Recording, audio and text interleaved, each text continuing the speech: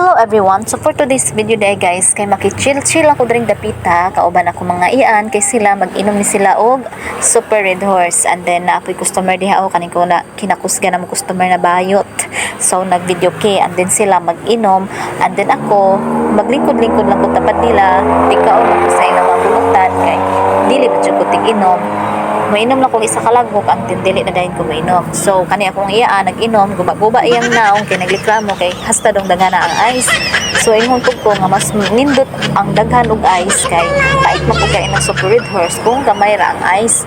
So mas lami na siya pag daghan ang ice para mawala ang iyang kapait. So ana, pala inom man sila guys. Ay charis. Ako kay di man ko mainom. Aw, kamo lang sa kay ako mag lingkod-lingkod lang sad ko diri, tigkaon ko sa ilahang pulutan guys.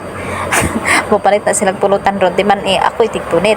So mo niyang palibot dinhi sa amo ang lugar, dirian lang ni siya located at Pereiras Building. So kung gusto mo mag-chill-chill, mag-inom or mag-videoke, adto lang mo diri dapita. Kung makita ninyo nang dyan salon, so mauna na siya diri nga side.